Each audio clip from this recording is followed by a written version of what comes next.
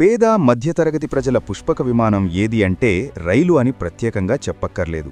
దేశవ్యాప్తంగా ఉన్న ఎక్కువ శాతం మంది ప్రజలు దూరప్రాంత ప్రయాణానికి రైలు మీదే ఆధారపడుతున్నారు. తక్కువ ఖర్చుతో ఎక్కువ దూరం ప్రయాణించే అవకాశం రైలు ద్వారానే సాధ్యపడుతోంది. అయితే రైల్వే శాఖ తాజాగా టికెట్ ధరలను పెంచుతూ తీసుకున్న నిర్ణయంతో రైలు ప్రయాణికులపై కొంత ఆర్థిక భారం పడనుంది. డిసెంబర్ 26వ తేదీ నుంచి ఈ నిర్ణయం అమల్లోకి రానుంది. జనరల్ క్లాస్ టికెట్ ధరల్లో 215 కిలోమీటర్ల వరకు ఎలాంటి మార్పు ఉండదు. 215 కిలోమీటర్లకు మించి ఉంటే ప్రతి కిలోమీటర్పై 1 పైసా ధర పెరుగుతుంది. నాన్ ఏసీ కోచులకు ప్రతి కిలోమీటర్కు 2 పైసలు పెరిగింది. ఏసీ కోచుల్లో ప్రయాణంపై కూడా కిలోమీటర్కు 2 పైసలు పెరిగింది. ఒకవేళ మీరు 500 కిలోమీటర్లు ప్రయాణిస్తే ఇప్పుడున్న టికెట్ రేటుపై 10 రూపాయలు అదనంగా చెల్లించాల్సి ఉంటుంది. రైల్వే శాఖ తీసుకున్న ఈ కొత్త నిర్ణయంతో ప్రతి ఏటా అదనంగా 600 కోట్ల ఆదాయం రానుంది.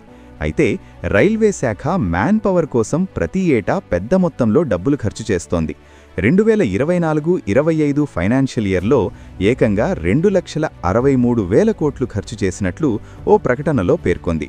మ్యాన్ పవర్ కాస్ట్ పెరిగిన కారణంగానే కార్గో లోడింగ్తో పాటు టికెట్ ధరలు పెంచాలని నిర్ణయం తీసుకుంది. కాగా రైల్వే శాఖ గత జులై నెలలో కూడా టికెట్ ధరలు పెంచింది. మెయిల్, ఎక్స్ప్రెస్ రైళ్లకు సంబంధించి ఏసీ కోచుల్లో ప్రయాణానికి కిలోమీటర్కు 1 పైసా చొప్పున పెంచింది. రైల్వే శాఖ ఇప్పుడు మరోసారి తీసుకున్న నిర్ణయంతో ప్రయాణికులపై మరింత భారం పెరగనుంది.